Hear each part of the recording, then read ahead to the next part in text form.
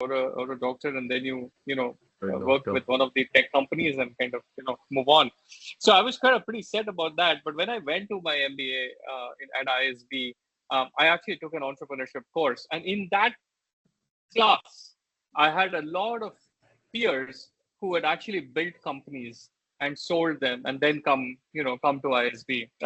ISB, as some of you may know, has at least a 5-6 year of work experience requirement. That's largely the majority of the people who come there.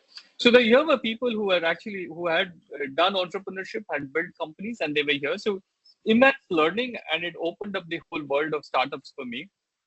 So post ISB, I decided not to go with some of the conventional tech, and you know how it is in MBA, right? You either go for marketing, consulting, or some of these large company jobs. And I decided not to do that. And then me and a couple of friends, we decided to join a startup.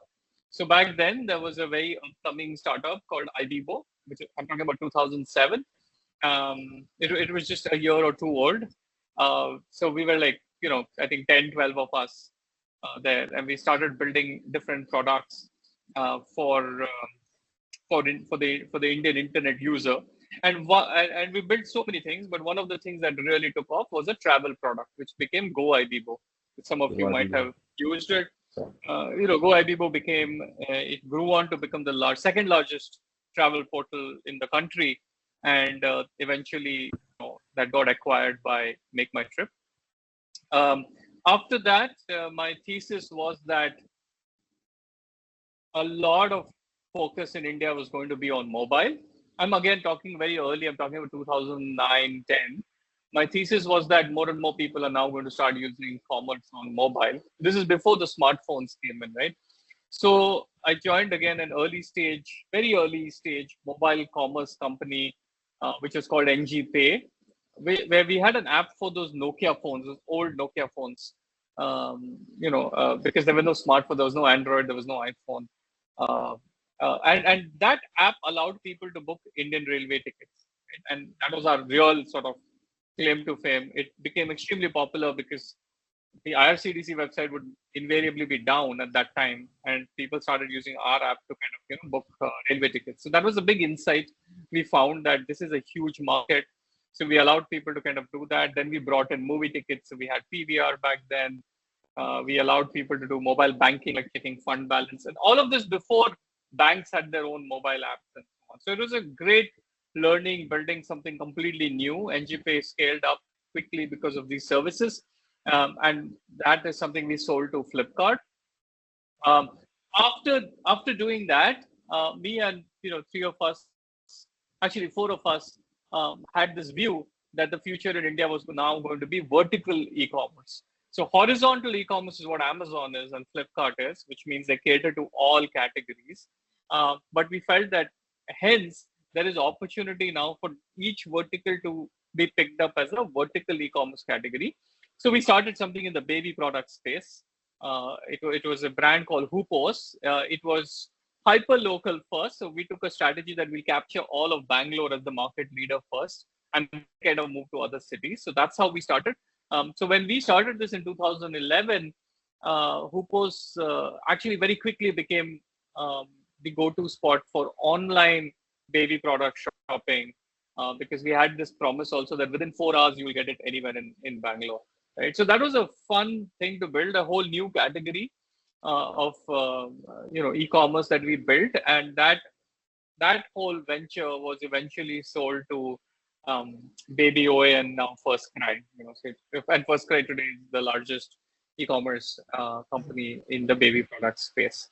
So having had experience in building travel, commerce, e-commerce, mobile commerce, this is about 2015. Until then, I was really kind of building businesses on the internet. And then this thought occurred that how could we use this internet to actually drive not only like business, but also create social impact, right? Like how could you, because the internet, like we were seeing, right, we were able to achieve scale so quickly by just putting up something online. And so the thought occurred to me and my wife, Anirudh. She's whom I met at ISB. She's also an engineer from Bangalore, And then we were at ISB, and we both felt very passionate about wanting to make a difference and make a change. So we said, look, how could we use this internet thing to actually drive large scale social change? At the same time, we also noticed that consumption of content was going to start growing in India. And like, early days in 2014. Did you get the certificates? Yeah. Yes, certificates are collecting. Okay. Sorry. You Yeah. So we were starting to see that, the trend of content consumption also was starting to increase. So we said, look, could we marry these three things, right? One is use the internet. Second, create large scale social change. And third, kind of ride on this whole idea that a lot more people are now going to consume content on their phones, right? So that is what led to the idea of the Better India, where we said that we found this huge gap in the media space that nobody was actually documenting or even throwing a spotlight on what are the things that are working at the grassroots level, right? So while traditional media focused on all the things that are broken, which also, of course, is needed, that plays a very important role. But we felt that all the interesting initiatives that people are taking, average citizens are taking on the ground, none of it was getting documented. And none of it was actually inspiring others to start, making a difference. So we found that, look, there is a huge gap here. So we said, look, let us actually start, covering stories of people making a difference with the hope of sort of two things, right? One is documenting those initiatives so that they become like a solution database for anybody in future wanting to do it. Second is inspire other people to be able to do something similar, right? So if someone is doing water conservation in some small town, then could I at least document it so that that technique is, archived? The second is, could I inspire other people to kind of say, hey, look, here's how this person is doing it. You could also do it. Similarly, we had stories of a homemaker teaching kids around her home from the nearby slum, and it had become a school of some 40 kids. And so that's very inspiring. So could we just write about it so that others could get inspired and start similar movements? So that was the fundamental goal with which the Better India started. And initially, to be very honest, we didn't really think this would be a venture. So it started a side project, more like a passion project that, look, someone needs to document all of this. So we started doing it. But we were extremely surprised that the blog that we started went super viral. Lots of people started reading it. Every week we would start getting emails about, some story we had written, how it transformed their lives, how they received more funding or they received volunteers and so on. And I mean, I can get into some of the impact stories later, but the long story short is that we found this huge gap, and we didn't realize that this was actually such a big missing piece that, so many people started reading us regularly. Long story short, we stand today where our content is across all social media channels, our website across 5 languages, and we're growing those languages. We reach out almost over 200 million people every month. But personally, what has been gratifying is that our stories have led to changes in, many government policies. We've given inputs. We've helped farmers come out of poverty. We've helped bring water and sanitation in villages. We've helped slum schools get funded. We've helped many social enterprises get global recognition and so on. So much so that, both at a national level and a global level, our effort has now been recognized, by some of the most reputed people and institutions. We've had our, Honorable Prime Minister in his Mann Ki Baat mentioned that whenever he wants to get inspired, he reads the Better India. Globally, we were invited to speak at Harvard to talk about how we are using media for change at such a large scale. So I think for us, the core always was that how could we do storytelling of Indians to make a difference at the grassroots level. If you if you go to our website, it's thebetterindia.com, you will see a section called Our Impact. If you go there, you will see a whole bunch of case studies of change that have happened because of our stories.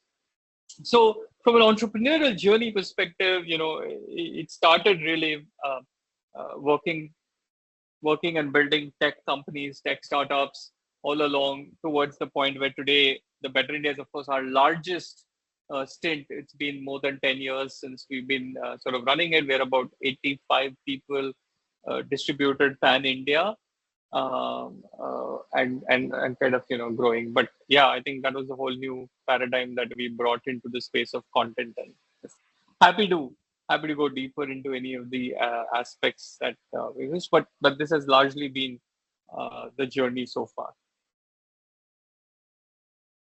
So thank you so much for that, Dhimanji. Looks like whatever you have touched in your career has gone on to be acquired by the likes of a Make My Trip or a First Cry.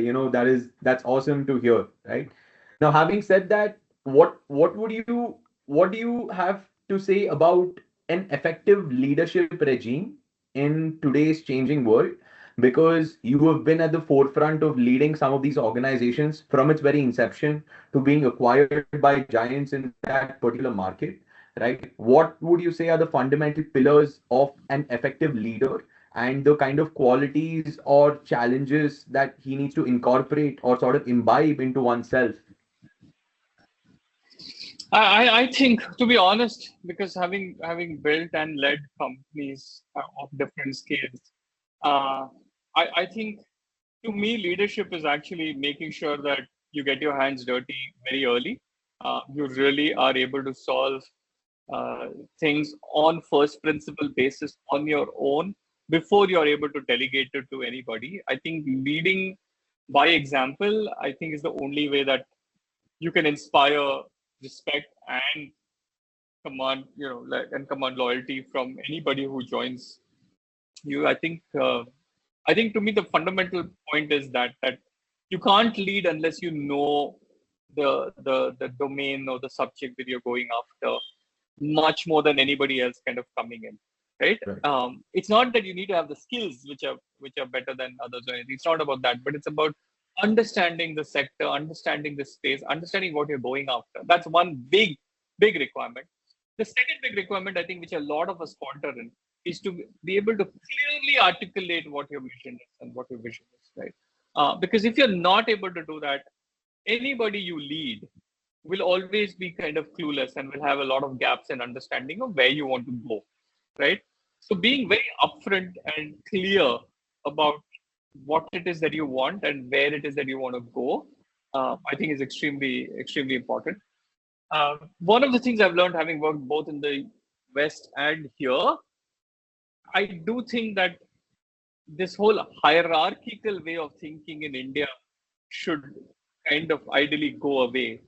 We do tend to have this whole notion that because we are a certain age or a certain number of years of work experience, we are probably more capable or more leadership material than the folks who are coming in younger, which I don't see in the West, right? Everyone's on par. Nobody is addressing anyone as a sir or a G or any of that stuff, which I think what it does is that it empowers the younger people coming in to be able to take more risks. And if you're talking about businesses, you ideally want people who can take more calculated risks rather than follow the prescription that you have, right?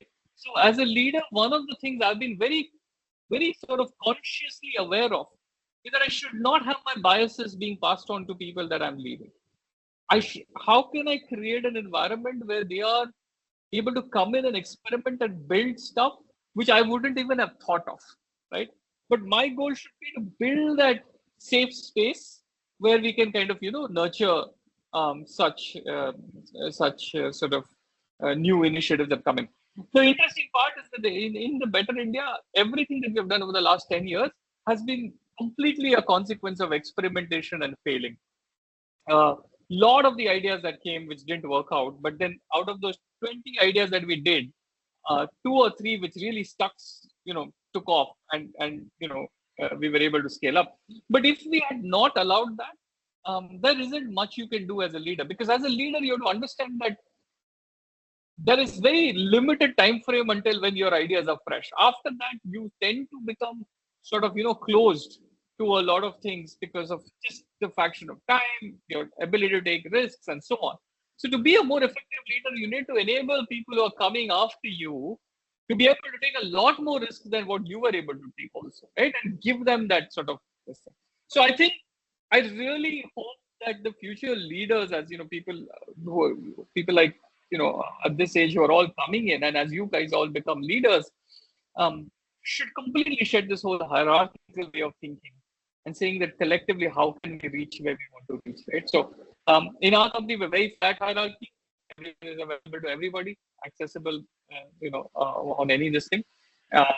And anybody, open to, anybody has access to all data, like revenue data. There's so much transparency because we want everyone to feel like you're a stakeholder in the company, right? And we are all growing together. So I think it's a long drawn, answer, but then leadership is a 10, 20 year sort of a thing as you learn this, right? So yeah, but that's really my few thoughts on leadership. No, that's great. And like you rightly said, I think you've been at the forefront and leading by example, and that sets the tone for the rest of the organization to sort of, throttle on their horses and put in their best work to achieve a collective goal that is defined by the leader, right? Thank you so much for that. And I think the next question that we have is, what role has in today's world, especially given the context of 2020, 21st century, right? What role has technology played in scaling your business, in aiding to the reach either within the domestic ecospace or within the global ecospace? And how has technology really benefited you? What would be any specific piece of technology that you have leveraged that has, helped you scale from where you were to where you are right now? Yeah, like I said, right, because coming from a computer science background, I am personally a big believer that without technology, you really can't scale any business. Right? And I'm talking about new age businesses like ours, stuff like, but even offline businesses, right? Extremely hard to scale if you don't leverage technology. For us, technology has been the single biggest lever that has helped us kind of, get to where we are. We use tech in almost every aspect of our operations. So right from our editorial staff has tech platforms on which they, which help them craft good stories, which are completely AI powered to the extent then everything is automated in terms of publishing online. Our analytics kind of is automated. We get a lot of that feedback and it goes back into our editorial systems. So as much as possible, we automate things because we truly believe that that's the only way to scale. All our previous startups that we've done, we've always made sure that everything is tech enabled and system enabled, because if you don't do that, if you try and run a business on Excel sheets alone, as you hit scale, it becomes extremely hard to get out of it. And then the later you bring in systems and processes, the harder it is to fix all the sort of errors, right, which have accrued over the years.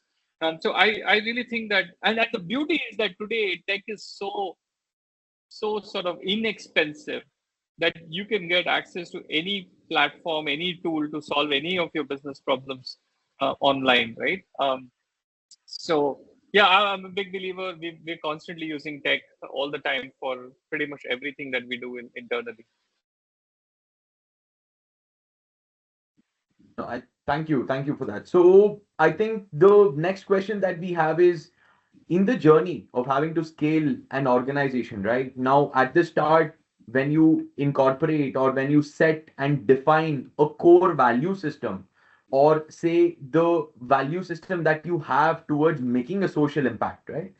In your journey, what would you say is the fundamental retention of that core value system, and how does a leader kind of lose sight on that and get diverted from that value system, and how one should not, and what is the negative impact of having to do that?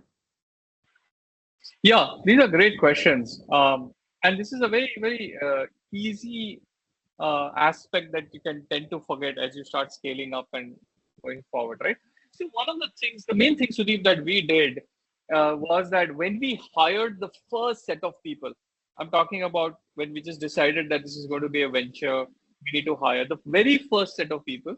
We did not look for skills. We actually looked for how passionate they are about the problem that we are solving. Right. Right. Right. So I'm talking about employee 1, 2, 3, 4, 5, 6, I would say, the first 6 that came on.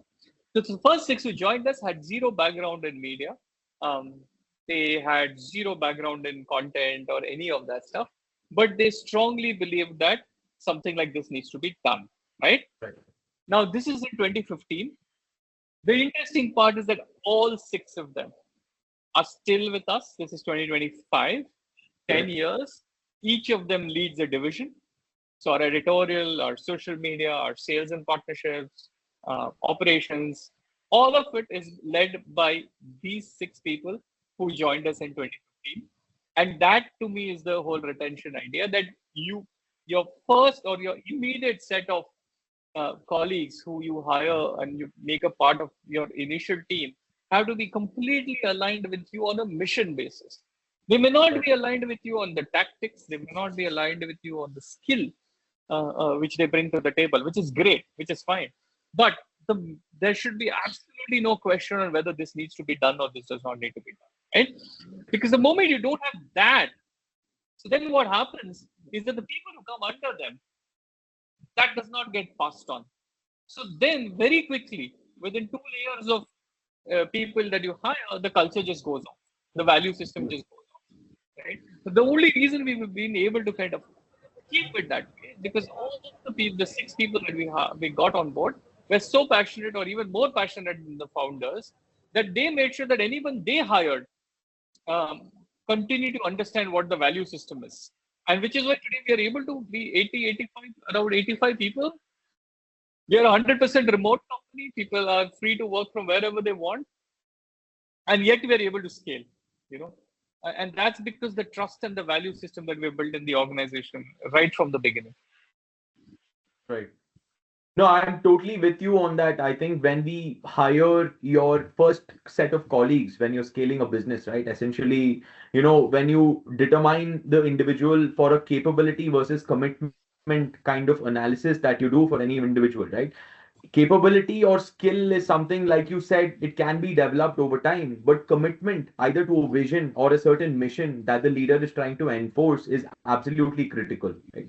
And I'm totally with you on that part. And I think that brings me to my next question of how do you see the role of young leaders to address, any societal challenges, or young entrepreneurs rather, in addressing societal challenges in today's day and age? Do you see a gap there? And if so, what would you say that the younger generation has to do to fill in that gap, which maybe has been ignored or has not been taken up so actively as maybe a prior generation has, essentially? Oh no, I have a different view. I see that the younger generation is a lot more involved in fixing things than what the prior generation was. Purely because I think there is a lot more awareness now. We are able to kind of get access to information so easily. And second, I find that there is more skin in the game by today's young leaders who not only want to solve things for themselves but also want to give back to society and make it a much better place for all of us. So I mean, of course, yeah, are we able to solve everything? No, but I think there is increased awareness, and the capacity and the tendency to want to give back is definitely a lot more than what it was in the previous generation, and I think that's a good thing. The only way I think that needs to strengthen is more of us in the corporate world, in the development sector, in running our own businesses. Um, can we kind of start doing something more tangible out there other than deploying our money or time? um, because I think coming up with solutions to solve at a very micro level, your own neighborhood issues, community issues, I think if we start kind of getting a little more involved there, we will see a much larger scale change happen. But coverage that we do on the Better India, we see, wow, more and more people, like in their early 20s doing some incredible work and wanting to solve for things, wanting to be very optimistic about everything. So I'm seeing actually a very different shift on the ground. Thank you so much for that. I think that brings Can Sorry, you hear go me? ahead. Sorry. Yes, now I can. Can Yeah. you hear me? Hello? Yes. So that brings me to my next question on apart from your professional journey, right? As an individual, now system that we sort of gather from the time when education till a professional journey begins. Now, having said that, what would you say should be the core of an individual's personal habits? It could be on health, it could be on culture, it could be embracing one's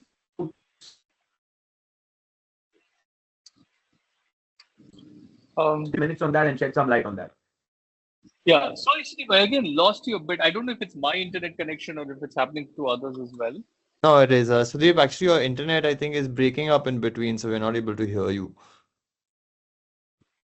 Oh, okay. Is it better now? Can you hear me now? Yes. Right. No, Yes. my question to you, Dhimant, was essentially on apart from your professional journey, right? As an individual, what kind of habits that people need to inculcate or incorporate into their self? This could be either on fitness, it could be on religion, it could be on embracing one's roots, right? And that in itself has a lot to do on how you behave or how you perceive any profession to be. So Yeah. maybe if you can shed some light on that. That was my question actually. Oh, yeah, absolutely. I'm so glad you asked this. In my personal journey, I've found basically, I've discovered, and eventually I've realized that there are some, apart from everything that you do professionally, right? All your learning, all of that. I think three pillars should not be neglected at all, right? And the first one is health. I took to long distance running almost about 14 years ago. Then I've run, many marathons and half marathons and so on. And I can vouch for the fact that it has completely transformed the way I kind of function also, right? So just making sure you pick. It need not be anything like for some people gym works. For me, like it did not work, but I love just going outside and running. For some people it could be swimming, it could be anything. But I think physical activity on a daily basis is hugely transformational. You have no idea what you're missing if you haven't done any of that stuff on a daily. So one is like just physical movement, right? Every day, either running, swimming, playing a sport, or just working out. I think very, very important. The second part, again, because we're not taught about this in our education system, is how to manage money. Personal finance is such a crucial part. All of us, in all our conversations, we are constantly talking about how do you make wealth, right? But and always that conversation is about how do you make wealth by trading your time. That's what you're doing, right? When you go to work somewhere, you're trading your time and making money. But the whole idea that you can actually use whatever you're making to actually generate more wealth for you. How do you manage money better? There are enough playbooks for creating money, but there aren't enough how to retain that money and how to grow that corpus. Right. And the earlier you start in that journey of learning, personal finance, you can see huge benefits to it, right? So I think very early on, understanding that it's not just about making money for the sake of all your needs, but the fact that money can actually buy you time, which is actually an invaluable lesson, right? I think that is the other part. So then always thinking about how are you able to retain and grow that wealth, not from a wealth perspective, but from a time perspective, right? You have sufficient wealth, you're able to get time for yourself, you're able to get time for your family, you're able to get time for your pursuits. Extremely important to keep that in mind as you're starting off. So the first part, what I spoke about is the fitness and the movement that you need to do every day, physical movement. Second is personal finance, because that's something we have been terrible at it as a society. And the third thing is always having to pursue a creative streak, right? It could be anything, but that's creative, but purely, for your own sake, whether it's writing, whether it's singing, whether it's dancing, whatever it is, right? Like playing an instrument or whatever. Even if you think you're not creatively inclined, just picking up something and sticking to it can open up a lot of different layers to the way you think about life. So I would say if you're able to kind of at least do two or three out of these three things, it adds a lot of value to your core business profession as well. These are not just things that you have to take time out for it. These are things that, if they become part of your lifestyle, can completely transform. Yeah, no, I totally hear you when you say that to an extent the educational system does not really contribute to that. Like I went to law school and they did not even teach us how to file taxes, right? Now, part of our professional journey has also been to understand interpersonal skills, to be able to network with a group such as this, which is there in this forum. And I totally hear you when you say that working on yourself is very critical to catapulting your career to X to Y, and that's at the core of everything, right? And I think that brings me to my last question, Dhimant, here is what would you say is a general piece of advice? It's that we get to learn a lot from the people that we meet, the YLF. The previous session that we had was extensively on financial planning, financial wellness as an overarching theme, right? And we had a few prominent speakers who had come in, to sort of share their journey on that, right? So my last question to you, and I think also in the interest of time, is that what would you say is your general advice to the YLF as an initiative and as a forum, right? This is a mixture of individuals coming from various organizations below a certain age bracket. And what we're trying to do here is, like I said, foster leadership, foster innovation, foster professional growth in a large sense, right? So to that extent, what would you say is maybe two bits of advice from your side for the entire YLF? I kind of sum it up with two things, right? One is that you have to stay curious about new things all the time, because society and world at large is changing, and in a digital world, we're changing every 6 months. We are completely different from what we used to do 6 months ago. So the only way you can stay relevant and kind of build for the evolving society is for you to be curious all through. And so what does being curious mean? It means that being completely open to learning whole new concepts and whole new ideas. That's one part. The second part is constantly building stuff. It could just be side projects. It could just be stuff that you're building on the side in your business, in your core business, and so on. Because as you keep building things for yourself, you will become that much more fine-tuned for building out larger businesses, right? So being a builder just changes the way you look at things and the way you look at problems. So constantly being open to learning and just going on tinkering, building, hacking your way through is a huge value add as you kind of start your careers. Yeah.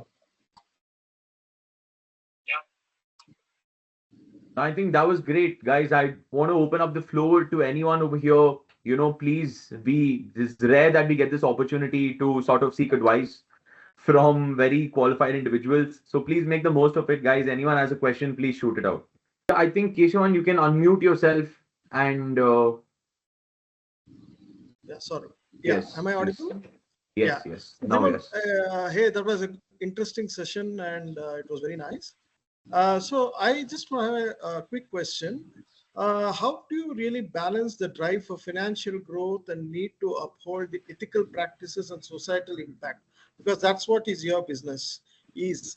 And especially in this current environment, what do you think are the steps the next generation of entrepreneurs should adopt to bridge this gap? Yeah. Hey, Keshavan, is this Keshavan from Vishwanagar? Yes. Hey, we were neighbors.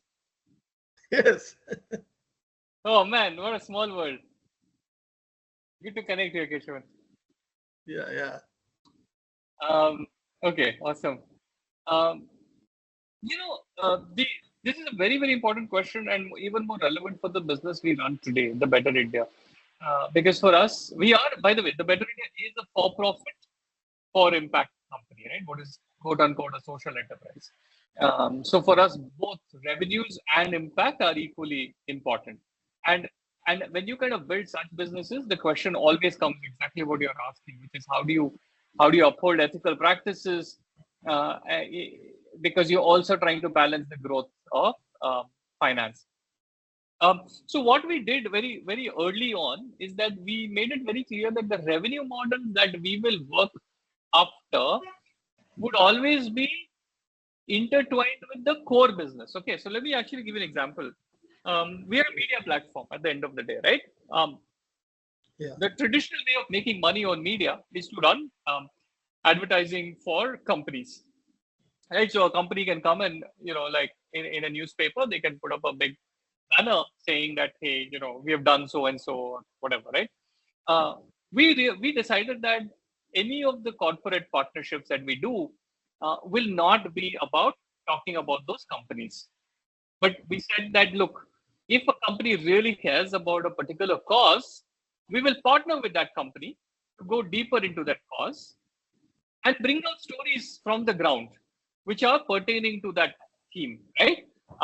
And of course, it will be a co-created, co-produced, co-branded series. So for instance, we work with, let's say, a FMCG company on sustainable packaging ideas, right?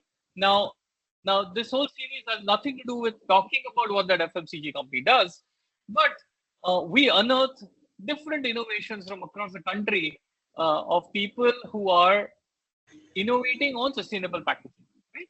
And that series gets branded by the FMCG company and us. Right? Now this is one example on how you ensure that you're not doing and diluting the content that you put out on the platform. And this is content we would have done anyway. The downside to this, Keshavan, is that we do tend to walk away from a lot of opportunities which we could have taken if we were willing to kind of, go easy on our ethical / value system, right? But then for me, and as a team, we are clear that we want to build this as an institutional brand, right? Now, when you're thinking in institutions, it means that you're thinking really long term, like 30 years, 40 years, even without the founders. How does this brand stay true to its value? It can only happen if you don't succumb to short-term compulsions of saying, look, I could easily make a quick buck here. But what we don't realize that every time you do that, it leaves a dent on the brand. And that is something for us. We've made it very clear internally also that the brand is sacrosanct for us. The brand, the Better India, is extremely, extremely sort of sacred. So anything that would dent it is something we clearly say no. And in all the corporate content that we do, we said editorial will have the first right of refusal. Right? If that is not content that they would be okay to do, irrespective of a brand coming in, we will not do it. So these are some of the frameworks and the guardrails that you can put in. Like we are a media business, so we have these kind of frameworks. But if you're, in some other business, you need to figure out what are those key non-negotiable elements of your business. For us, it's brand, it's our trust to our audience. So what are those non-negotiable elements of your business? And those should be completely vaulted off, right? Like nothing could, like any decision that affects those components should be a strict no. So that's how we kind of, think about it. Great. Thanks. I hope this answers that. Yeah. Lovely.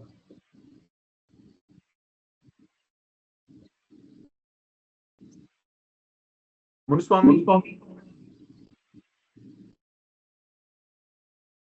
please. You had a question, right? You can unmute yourself. You're muted.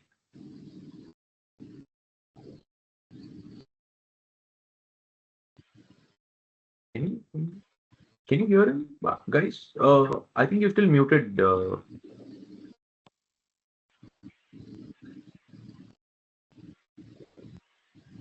Okay. I guess Siddharth, you have your hand up, so not able to hear him. So please go ahead. Sure, super. I feel like he is gesturing something. So Yeah. in case you do manage to unmute yourself, I'll take a break and I'll let him speak. But Dhimant, it was a lovely session, and I, out of everything that you said. By the way, my name is Siddharth. I'm from a company called Brigade Group. I had I just wanted to understand something, and when you start a business, there's of course a roadmap and a journey that you set for yourself. Uh, and because your business, it incepts from passion at the end of the day, because storytelling does come from a sense of passion. Where do you see this business going? Where do you see Better India going? I wouldn't give in a definitive timeline of 5, 10, 15 years. Where do you see a business that is in sharing inspiring stories with people, where you're working closely with change makers across the country? Where do you feel like, when do you think you'll hit pinnacle in this particular business? What is it that you would want to achieve? Which aspect of it do you think you'd want to achieve, where you'd feel like, okay, now we've at least arrived at where we'd want to be with this particular business? Yeah, I usually kind of struggle with the 5-year horizon or a 10-year horizon kind of thinking, right? I mean, none of Yeah, us knows where we're going to be, absolutely. what we're going to be doing, and so on. So what I instead like to do is take on specific sectors that I think I would want to go and make a difference in. Okay. So when we started the Better India, we were clear that we want to reach a certain number of readership and certain number of viewership and so on.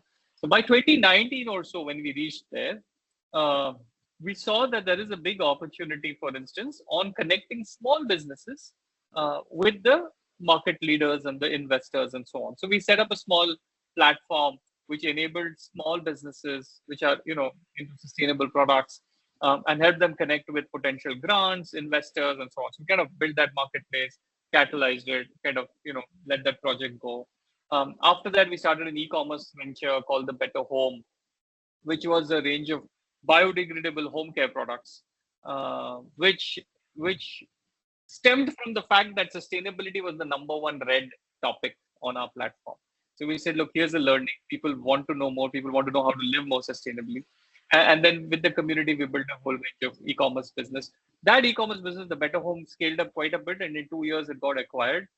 So that kind of recapitalizes our core, which is the Better India.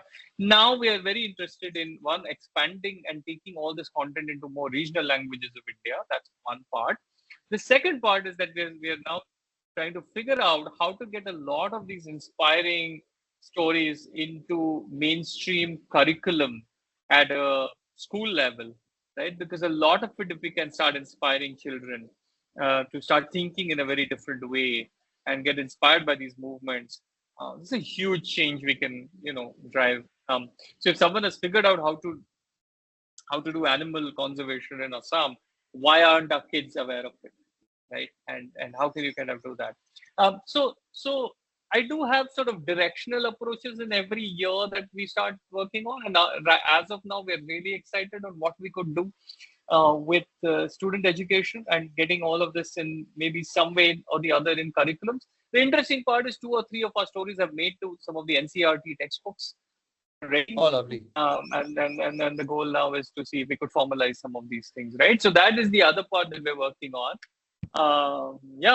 This amongst many other projects. I think the common thing that came out of all your answers right now, I think one of them is that you are looking at spreading this as much as you can. At the end of the day, it's information that Absolutely. everyone should have at their fingertips, and I guess that's one of the aims that you're looking at. So, Yeah. yes, all the best for that. Thank you so much for your answer.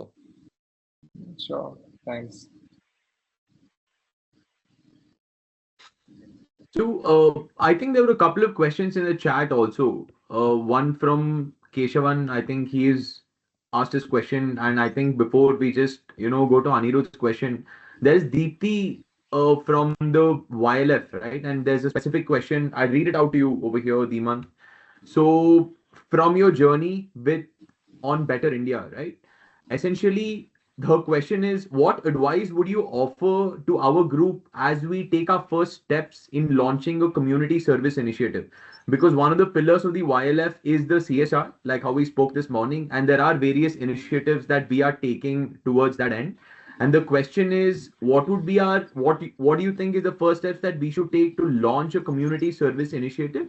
drawing from your experience on spotlighting the grassroots success stories of either individuals on various issues. Could be on waste management, could be on education, etc. That's the question.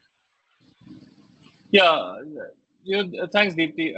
I read the question that how can we ensure that our efforts not only create a significant local impact, but also scale into a larger movement capable of driving systemic change, right? I think, I get asked this a lot, right? I think any systemic change can only happen with consistent, hyper local efforts that we keep putting over many, many, many sort of months and years and so on. Because systemic change can't happen unless we have gone through the entire life cycle of solving something efficiently, keeping all stakeholders in mind, and which can only happen if you do that consistently over a long period of time. And then I think you will be capable of even sort of suggesting what systemic change should be brought in. So my answer is really very simple, guys. You want to start a community service initiative, you should just go start. Not really worry about how to scale it or anything, but just focus on that particular initiative and see what's the kind of change we're able to bring. And do that repeatedly in different communities and neighborhoods and see how are you able to sustain that change. So like, many times doing that one-time intervention is easy, right? You can just go and clean up a school and kind of come back and then we're all, we've all forgotten about it. But could you just take that one school or one premise and say, look, over the next 2 years, this is going to be the cleanest place possible. And these are the things that we're going to continue to do. As you kind of do that, which means that when you take a longer horizon to do that one project, that's when you will figure out what is scalable. And then it becomes a lot easier to take and say, oh, look, these are the processes. These are the 10 things we need to do. If we just do this in this other place, it'll happen. And that's when systemic change happens, right? So my advice is very simple. I think we should just go out there and do it, but keep doing it consistently, and then it will start scaling. So I think there's one more question from Munuswamy on the chat. And I think, but before that, I think Anirudh, you had your hand if you want to shoot your question. And also we are on the clock, guys. So I think we don't want to hold Dhimant for very long. Thank you so much. And we will overextend by a few minutes, here with your permission. So having said that, if we can go with Anirudh's question and then maybe Munuswamy's question as the last one, and Siddharth here will sum up the conversation that we had today and sort of conclude the session. That's what, not much time. We'll wrap up quickly. Yeah, I think most of what I had to ask was already asked by a couple of other participants, so that was covered. If by way of a testimonial, if I could add my own personal experience with the Better India, it being a small world, a couple of articles I've been interviewed for with the Better India, which is Oh, nice. yeah. So I am an architect. So we focus on sustainability, low carbon impact, low carbon footprint kind of projects, which were showcased with through Better India, which gained a lot of eyeballs. So I definitely feel the kind of impact that you've been talking about, that the Better India has shown, is something I've been able to see at a personal level. Thank you so much for sharing that. I think there are a couple of other questions. Sudeep, you want to? So are you okay, Dhimant, to just take it forward for a few minutes? I think there's Karan. Yeah. We have Karan. Okay. Hi, Dhimant. Hi, Sudeep. Hi. Anirudh, Siddharth. How are you guys? Good. Thank you. Dhimant, just a little away of topic question. I just want to understand, what do you do? I mean, I'm not saying, but what do you do for anger management? Is there anything that you have really done something throughout so much of work that you have done throughout your career? Is there any advice you can give for anger management to your peers or subordinates or whoever you look up to also, maybe? Yeah. Maybe I don't even know if I'm the right person for this question, because I have a very different way of dealing with things that are not going the right way. And my way is to kind of really just switch off from conversations, right? So I just kind of, but then there are people who want to confront and take it head on, which I don't know how to kind of do that, because I think it's an inbuilt trait that I just kind of just walk away. and then I kind of deal it that way. Not the best way to deal with things, but it's a good question. One of the things that has really helped, um, not only anger, like frustration, stress, all of that. It has Yeah, really everything helped combined to- together.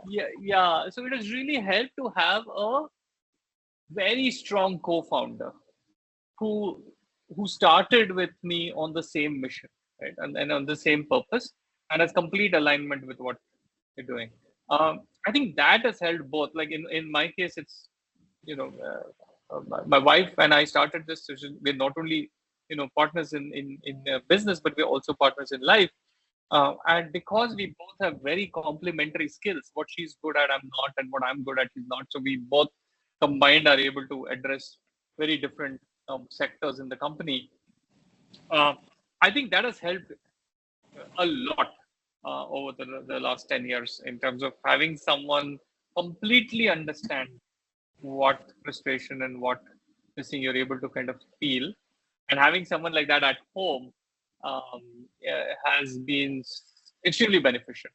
Because if in many cases you don't have someone who relates to what you're going through, so you could just catch up with a friend for a drink, or you could just come back home and share, but there's nobody who really gets it, right, of what is exactly the issue.